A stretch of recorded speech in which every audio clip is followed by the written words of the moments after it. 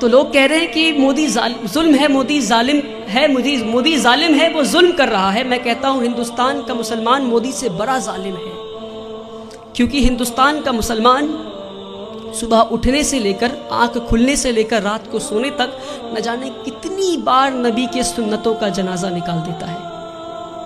ہمارے نبی اپنے صحاباؤں کے ساتھ ایک بار گزر رہے تھے راستے سے، راستے میں انہیں ایک پتھر دکھا، نبی وہ پتھر کو پکڑتے ہیں اور راستے کے کنارے میں پھینک دیتے ہیں اور کہتے ہیں اپنے صحاباؤں سے کہ اگر تمہیں راستے میں کوئی رکاوٹ دکھے تو تم اسے ہٹا دو تاکہ تمہارے بعد جو آئے اسے پریشانی نہ ہو۔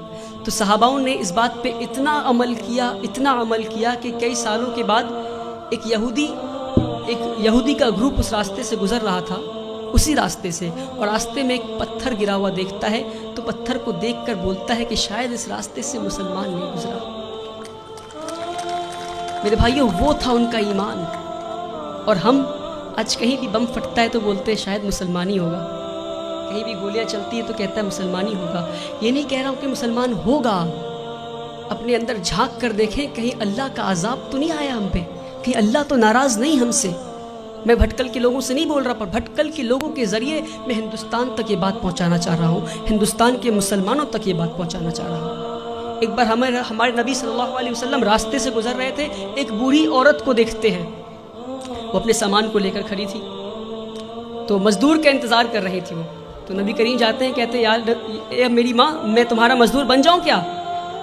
وہ پورے کائنات کے سردار مزدور بننے کو تیار ہو گئے، اور آج ہم اگر کوئی جوتا پلٹ رہا ہوتا ہے تو اسے سیدھا نہیں کر سکتے۔ یہ ہمارے مسلمانوں کی آج وہ عقر ہے، پتہ نہیں کس بات کی عقر میں جی رہے ہیں، جس کی امت اس بات کی عقر میں جی رہی ہے، اس کا رسول دوسروں کی مزدوری کرنے کو تیار ہو گیا تھا۔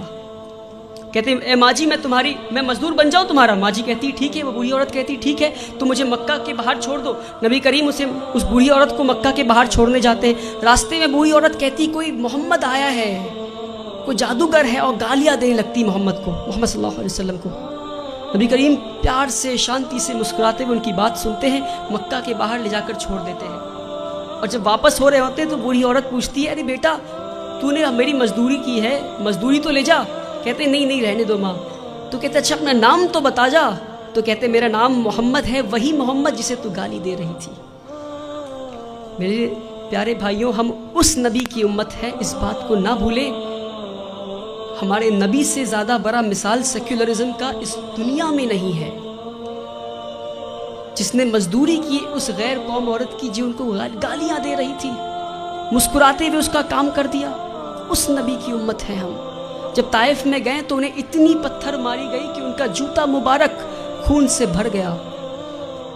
تو جبرائیل امین نیچے آتے ہیں اور کہتے ہیں کہ اے نبی آپ کہیے تو ہم طائف ایک ویلی میں تھا، تو دو پہاڑ کے بیچ میں طائف والے لوگوں کو ہم کچل دیں گے۔